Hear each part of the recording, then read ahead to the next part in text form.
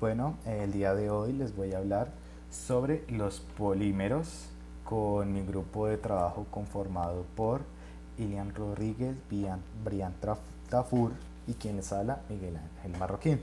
Nosotros somos estudiantes del Centro Metalmecánico SENA, somos la ficha 2026-075. Comencemos. ¿Qué son los polímeros? Los polímeros son cadenas formadas por la unión de monómeros. Estas cadenas las podemos encontrar de forma natural o forma sintética.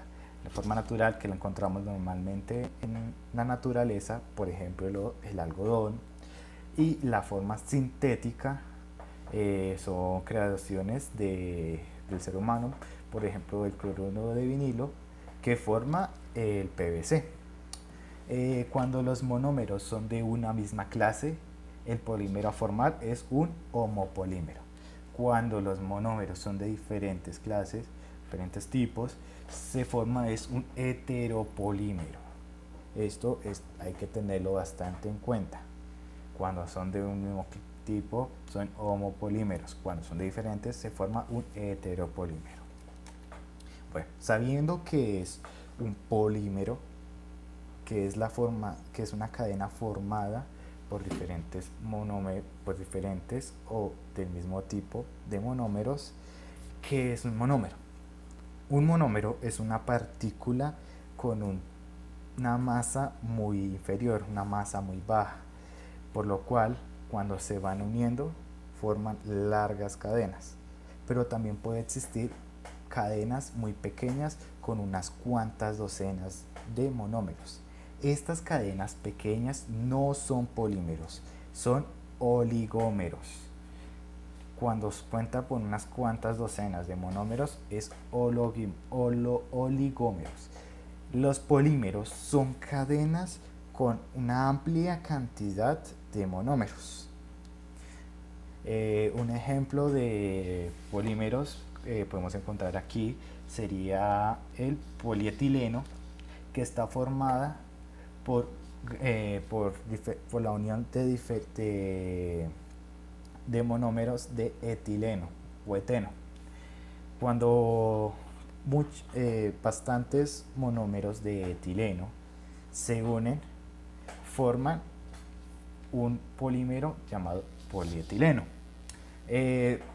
Generalmente estas cadenas se forman con hidrocarburos. Eso hay que tenerlo bastante en cuenta debido a enlaces covalentes. Generalmente los monómeros están unidos entre sí por enlaces covalentes. Generalmente. Otro ejemplo acá que podemos encontrar son el propileno, que bastantes monómeros de propileno forman el polipropileno. Como nos podemos dar cuenta, estas son cadenas carbonatadas, como lo podemos ver. Pues continuamos. Bueno, muchos dirán, ¿cuál es la diferencia de los polímeros? Que están conformados por monómeros, que son partículas de menor masa, o sea, menor tamaño, a las moléculas formadas por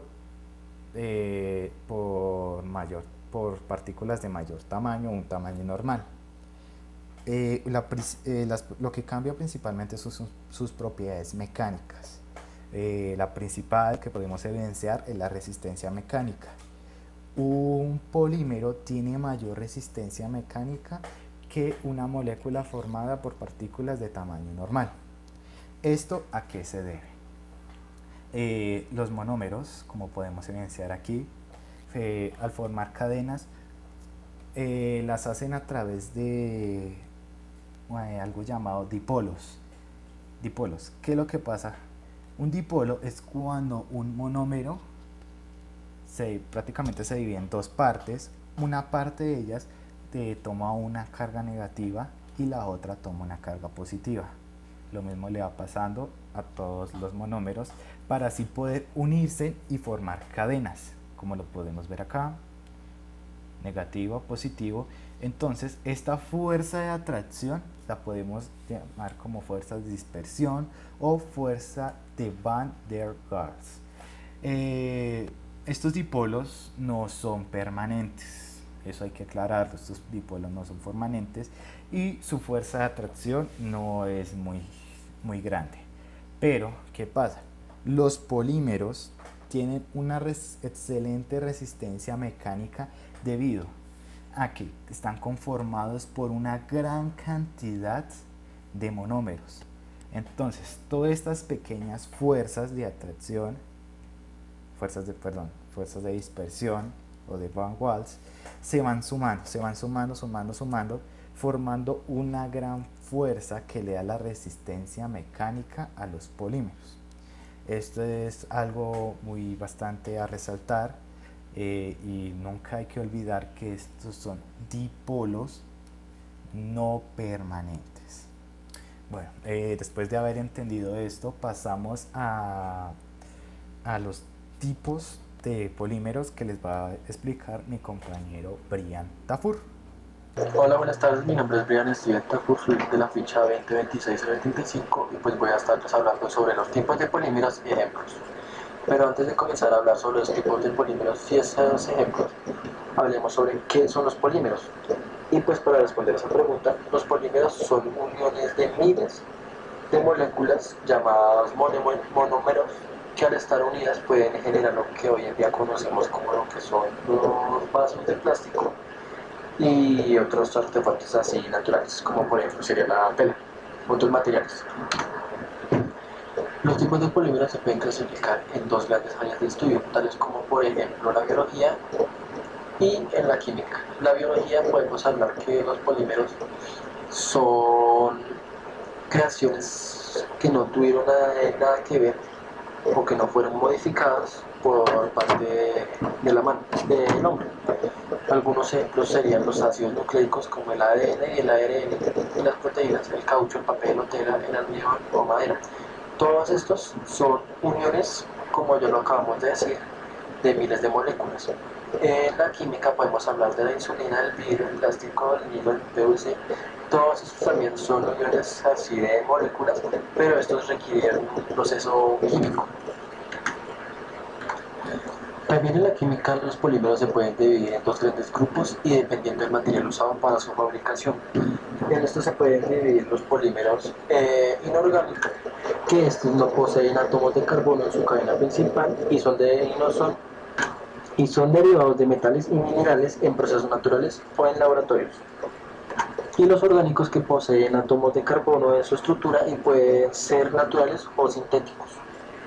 Algunos ejemplos de polímeros inorgánicos sería un ejemplo sería el vidrio, que se encuentra de manera natural en diferentes, en la arena, por ejemplo, y que puede también ser producida por altas temperaturas por el hombre, o la silicona.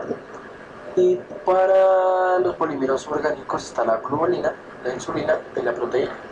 Como se puede ver, los tipos de polímeros los clasificamos en dos áreas, que pues ya se habló de los naturales y los químicos, que todos estos, por ejemplo los naturales, requieren solamente un proceso que sería, por ejemplo en la tela, que sería el proceso ya de fabricación para hacer prendas y ya no se modificaría su estructura, mientras que en la química sí se requiere una modificación, por ejemplo en el vidrio, que sería exponerlo a altas temperaturas de manera, de manera que se pueda llegar a fabricar objetos con esto y se modificaría, ya, ya no sería un proceso natural.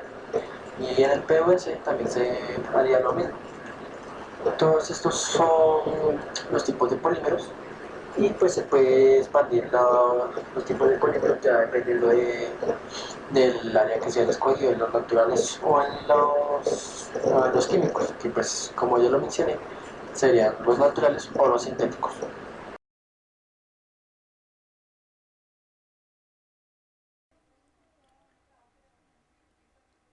Procesos para la fabricación de polímeros.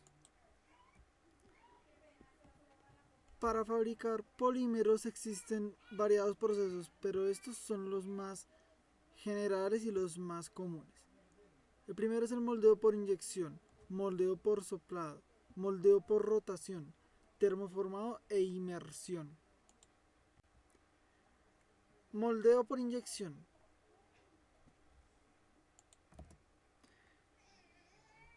El material plástico en el moldeo por inyección se funde con calor y energía de corte y se inyecta a presión en un molde para lograr la forma requerida. Esta es la forma más común o genérica de crear polímeros por inyección. El proceso de inyección, moldeo por soplado. Se extruye un tubo continuo de material plástico utilizando calor y presión. El tubo, llamado Parison, se sopla con aire a presión para lograr una forma dentro de un molde cerrado.